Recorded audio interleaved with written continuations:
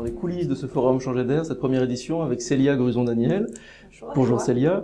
Merci beaucoup de vous prêter à ce petit jeu des questions. Une question directe comme ça, changer d'air, mais changer d'air finalement, par où on commence pour changer d'air?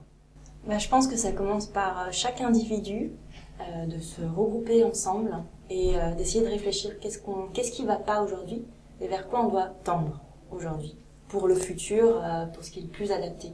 Et c'est ce que beaucoup font en ce moment, c'est des petits groupes qui se créent et qui disent il y a des choses qui vont pas. Et au lieu d'attendre peut-être que les instances politiques changent les choses, on va essayer d'agir. Et je pense que c'est ça qui se passe et c'est comme ça qu'on va pouvoir changer d'air.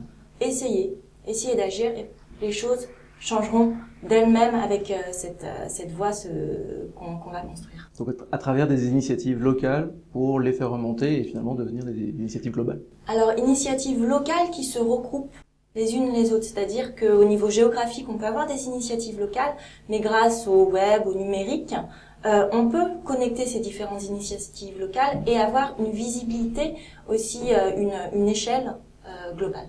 D'accord. Un mot sur Hacker PhD. Hacker PhD.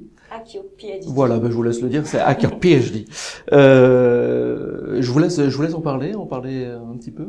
Alors, c'est un collectif, une communauté que j'ai co-créée en janvier dernier, c'est une communauté de chercheurs, de non-chercheurs aussi, donc c'est-à-dire de développeurs, d'entrepreneurs, de designers, qui réfléchissent à ce que c'est que la recherche aujourd'hui et ce qui ne va pas dans la recherche aujourd'hui. La recherche, elle est complètement cloisonnée et fermée.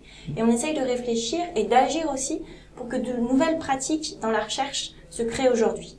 Et donc, on organise des ateliers et j'essaye d'ouvrir par ces ateliers-là les rapports, c'est-à-dire les rapports entre les chercheurs. Donc, Hack Your PhD, c'est souvent des doctorants hackers qui disent moi je fais une thèse, voilà, j'ai envie de mettre en place d'autres idées, mais dans ma recherche actuelle, je suis un peu bridée et j'ai besoin d'idées d'autres personnes qui font pas forcément partie de la recherche.